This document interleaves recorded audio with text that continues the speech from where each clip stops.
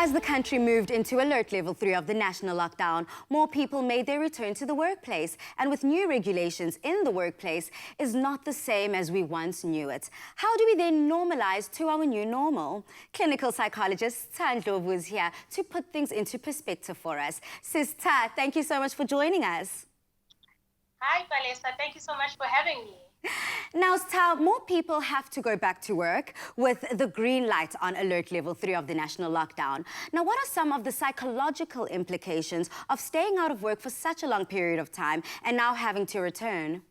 During this time, well, people always stay away from work for many reasons. For sabbatical, maternity leave is quite long, it's like 4 months. But those people don't necessarily experience psychological distress just because they've stayed away from work for a long period of time.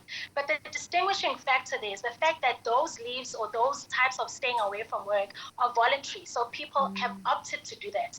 And also it is planned for. They know for a fact I'm doing this and this for this duration of time. Also, there's prescribed timelines. So they know from the first of that month to the last of that month, I'll be away from work and I'll come back.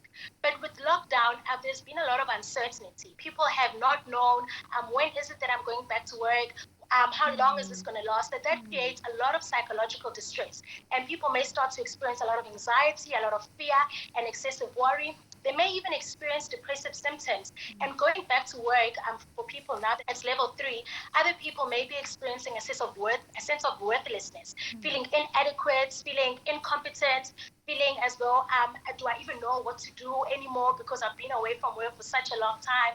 And they may want to overcompensate, so over-investing themselves in their jobs. And that may even cause burnouts because now they're trying so hard to prove that actually I still know how to do this and I still know what I'm doing. So please, just, so it does create a lot of psychological distress, and people can experience distress because now they're going back to work and they've been away for such a long period of time. Now, Stha, it still may be a bit difficult for the most people to get back into the swing of things. So how easy is it to get back into your old routine, and how does one go about doing this? So it's not very easy to get back to a routine, but routine is very important for mental health.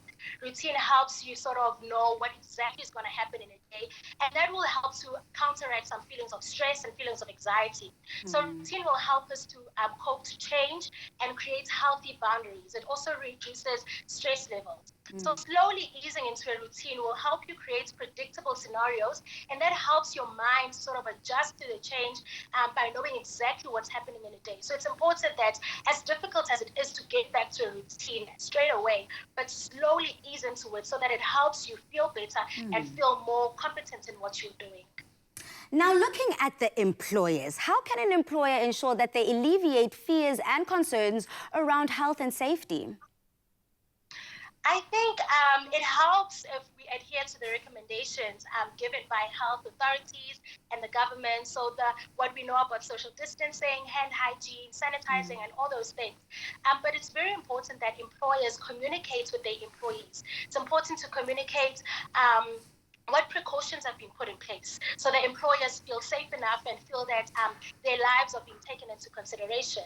It's also important for the employers to sort of communicate what expert advice are they implementing. So where are they drawing their implementation from? Who is advising them, and where are they taking their advice from? It's really important so that employers feel as though, okay, we are safe enough to work and precautions have been taken into place for us to be able to work.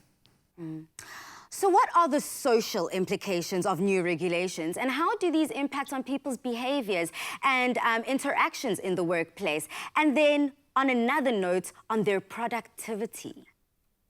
Okay, so when we look at behavioral implications, it's very important to note that we all have one common cause, one common goal, and that's to keep the virus as away from people as possible. And while we have social cohesion and one goal, we also have organizational interests. We have personal interests. So my personal interest is that I don't get the virus. So while I protect myself, I'm protecting other people as well. So it's important to note that in the way in which we behave during this time, it has consequences not only for yourself, but for other people as well. So in the workplace, it's important that when people are in the workplace, they know that whatever it is that you are doing, can impact you, your family, and even beyond your family. So when we look at behavioral implications, it's really about as you protect yourself, you're protecting other people as well, and vice versa.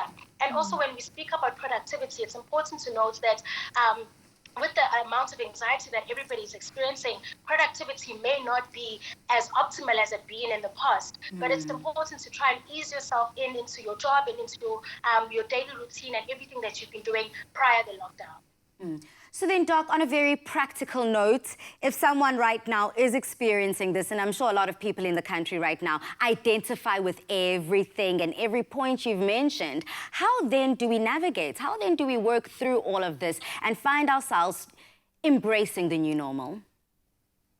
So when people lose their jobs and they can't go to work anymore, it's not really about just making money or making a living, but also it's about what jobs offer us. They offer us a sense of purpose, a sense of meaning, also social outlets, also structure in our lives. We know that from 9 to 5, I'm at my job and I'm doing this. But with the new normal and people having lost their jobs and unable to make a living and unable to provide for their families, they may find themselves experiencing a lot of sadness, anger, depressive symptoms, and most importantly, grief, because grief is a normal response to loss, and people have lost quite a lot during this time, not just their jobs, not just, but a lot of other things that we've lost during this time. So it's important to allow yourself to grieve.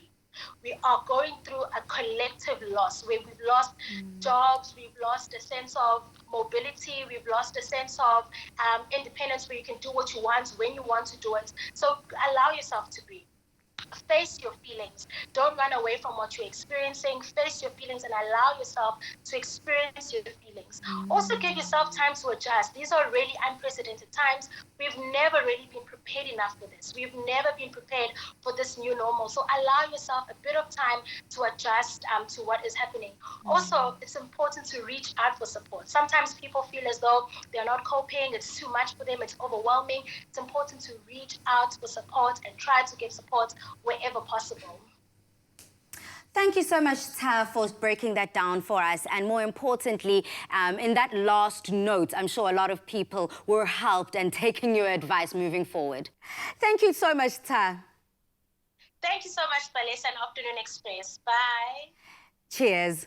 Armed with all these tips and tricks, work should feel like a breeze in no time. Though losing one source of income is not an ideal situation for anyone, a positive mindset will help you have you well on your way to better opportunities. And please do connect with us on social media and let us know your thoughts on the topic. But remember to use the hashtag Afternoon Express.